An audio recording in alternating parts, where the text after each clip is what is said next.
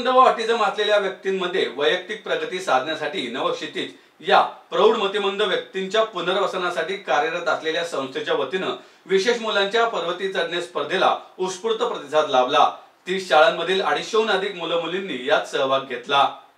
नवक्षितिज ही प्रौढ मतिमंद व्यक्तींच्या पुनर्वसनासाठी कार्यरत असलेली संस्था पर्वती टेकडी चढण्याची स्पर्धा दरवर्षी आयोजित करते।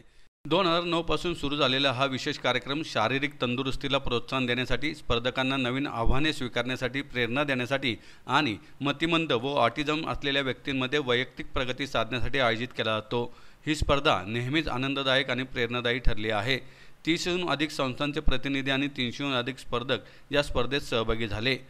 यामध्ये 7 trust, Zep rehabilitation centre Pimpri, Navkshitij workshop Talegaon, Chhatrapati Pratishthan Navkshitij workshop Marunji, Udaan school Savali, Sadhana village, Suyash foundation, Don school, Asha school, Seva Sadan, disability centre, Sindhu Vidyabhavan, Sanskar Pratishthan, स्वाभिमान सेंटर, ज्ञानगंगोत्री, इंटरविडा हडपसर, भिकाबा तांबे विद्यालय आणि इतर अनेक विद्यालयातील 250हून अधिक स्पर्धकांनी यामध्ये सहभाग घेतला। 6 ते 12 मुले व मुली, 12 ते 18 मुले व मुली, 19 ते 30 मुले व मुली, 31 ते 45 मुले व मुली, 45 वर्षावरील मुली व मुले आणि स्वमग्न गट अशा विविध गटात ही स्पर्धा पार पडली।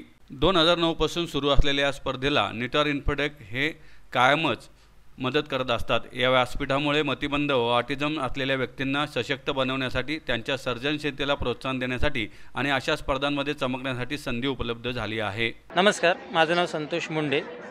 ही पर्वती चढणी स्पर्धा नवक्षितिजतर्फे 2008 सालापासून सुरुवात केलेली आहे।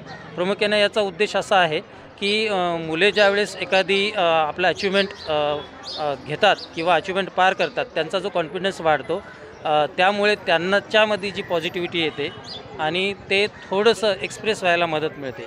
त्याचा दुसराही उद्देश असा आहे की आपल्या स्वमग्न मुलांची जी एक्स्ट्रा एनर्जी लॉस होत नसते, तर आपण हे पर्वती चढणे स्पर्धेच्या माध्यमातून त्या मुलांची, जसं पर्वती सर करणे पळत जातात आणि त्यांची एक्स्ट्रा एनर्जी लॉस होऊन ते कूलडाऊन होतात आणि वर्तणूक समीक्षेमध्ये त्यांचा फरक पडतो।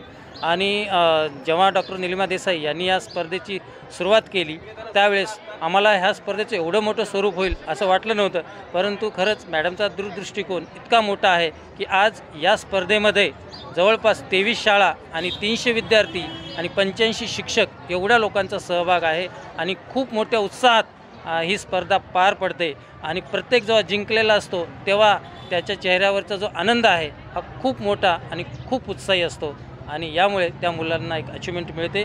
आणि या सर्वांचं जवळपास 60 ट्रॉफी आपण या सर्वांना देतो आणि प्रत्येकाच्या हातात ती ट्रॉफी असते, याचं समाधान सर्वांना असतं। मी स्मिता शेट्टी, मॅनेजिंग ट्रस्टी नवक्षितिज। आज आमची स्पर्धा गेले 16 वर्ष 2008 पासून आपण ही स्पर्धा भरत आहोत आणि प्रतिसाद उत्तमात उत्तम यायला लागलेला आहे। यावर्षी 250 मुलांचं रजिस्ट्रेशन झालेलं आहे आणि ऑटिस्टिक मुलं पण याच्यात सहभागी असतात। सगळ्यांचं आम्हाला भरपूर सहकार्य असतं। पर्वती संस्था, हनुमान मंदिर यांचा आम्ही आभार मानतो आणि आमच्या सगळ्या स्टाफने आणि जवळजवळ 1 महिना तयारी करावी लागते आणि आज मुलांना भरपूर मजा येते। ही मुलं हा दिवस अक्षरशः वाट बघत असतात आणि सगळ्या पुण्यातल्या शाळा ज्या इंटेलेक्च्युअल डिसेबिलिटी म्हणजे मतिमंद मुलांच्या शाळांची बरीचशा शाळांनी आपल्यामध्ये ह्या सहभाग घेतलेला आहे। नमस्कार, मी डॉक्टर देसाई, नवक्षितिजचा फाउंडर प्रेसिडेंट आहे। 2003 सालपासून आपण नवक्षितिज चालू केलं, कारण की माझी धाकटी मुलगी मतिमंद आहे, आमच्यानंतर तिचं काय होईल हा आम्हाला प्रश्न होता आणि आता तिच्याबरोबर 90 मतिमंद मुलांचं सोय झालेली आहे नवक्षितिजमध्ये। आता ह्या स्पर्धा आपण घेतो तर त्याचं मुख्य कारण म्हणजे की एकत्र यावं, ह्या सगळ्या पेरेंट्सनी, शाळांनी एकत्र यावं, कारण की एकटा जो बोलत राहिला तो कोणी त्याच्याकडे लक्ष देत नाही। आता हा फोर्स निर्माण होतो, मग सरकार दरबारी पण आपली नोंद घेतली जाते की इतकी लोकं आहेत, ह्यांच्याकरता आपल्याला काहीतरी करायला पाहिजे आणि ह्या माध्यमातून आम्ही लोकांना एकत्र करतो। बाकी कंपन्यांकडनं पण आम्हाला त्याच्याकरता सहाय्य मिळतं आणि बाकी ज्या शाळा निघणार आहेत अशा किंवा रहिवासी संस्था निघणार आहेत त्यांना पण आर्थिक सहाय्य मिळावं, ह्याच्याकरता व्हिजिबिलिटी फार महत्त्वाची आहे। त्याच्याकरता हे सगळे उपक्रम आम्ही करत असतो।